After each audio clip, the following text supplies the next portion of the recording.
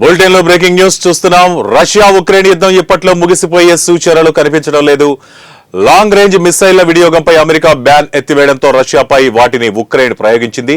అయితే ఈ మిసైల్ను నేల కూల్చినట్లు రష్యా వెల్లడించింది. మరోవైపు ఈ ఆంక్షలు ఎత్తివేయడం పట్ల తీవ్రంగా స్పందించిన రష్యా ఆ నిర్ణయం అగ్నికి ఆజ్యం పోసినట్లే అవుతుందని హెచ్చరించింది. రష్యాకు ఉత్తర కొరియా అధ్యక్షుడు కిమ్ జోంగ్ ఉన్ మద్దతుగా నిలవడం, అటు ఉక్రెయిన్ కు అమెరికాతో పాటు నాటో దేశాలు మద్దతు పలుకుతుండటం గమనార్హం.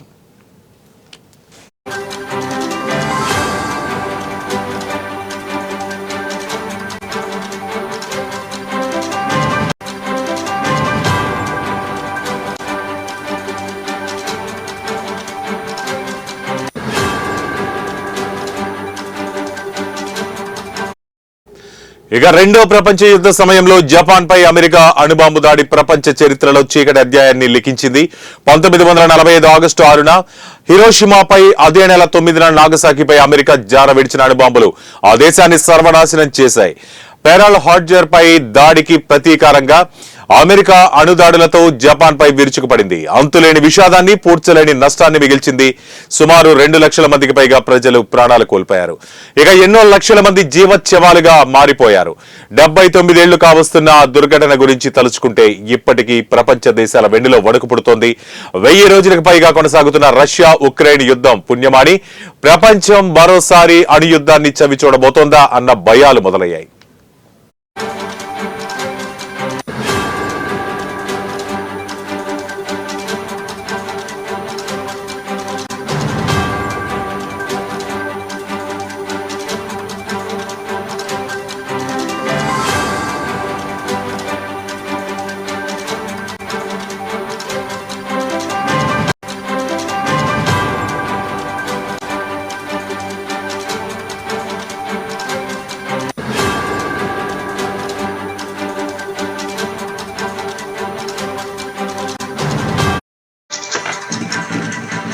రష్యా ఉక్రెయిన్ మధ్య నానాటికి ముదురుతున్న యుద్ధ తీవ్రతను చూస్తుంటే అణుయుద్ధం అనుమానాలు బలపడుతున్నాయి. తమ దేశంపైకి దీర్ఘశ్రేణి క్షిపణుల ప్రయోగానికి ఉక్రెయిన్ కు అమెరికా అనుమతి ఇవ్వడం రష్యా అధ్యక్షుడు వ్లాదిమిర్ పుతిన్ కు తీవ్ర ఆగ్రహం తెప్పించింది.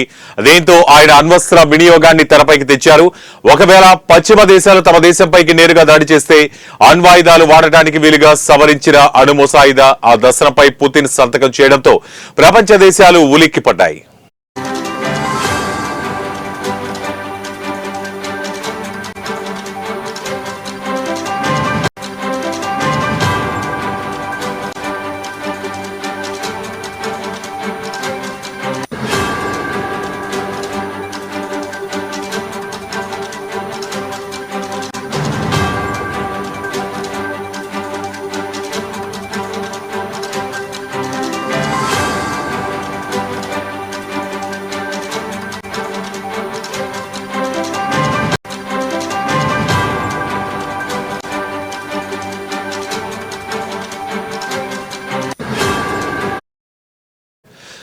అణ్వాయుధాలు కలిగి ఉన్న దేశం సాయంతో ఏ దేశమైనా తమపై దాడి చేస్తే దాన్ని సంయుక్త దాడిగానే పరిగణిస్తామని రష్యా ఆ ముసాయిదాలో విస్పష్టంగా పేర్కొంది. అంటే కూటమిగా ఎవరు దాడి చేసినా ఆయా దేశాలపై రష్యా అణుదాడి చేయడానికి వీలు కల్పించే నిబంధనది. మరోవైపు అమెరికా ఇచ్చిన అనుమతిని అందిపుచ్చుకున్న ఉక్రెయిన్ ఏకంగా 6 ఆర్మీ టాక్టికల్ సిస్టమ్ మిసైళ్లను రష్యాపైకి ప్రయోగించింది. అందులో 5ని కూల్చేయగా మరో దాన్ని ధ్వంసం చేశామని రష్యా ప్రకటించింది.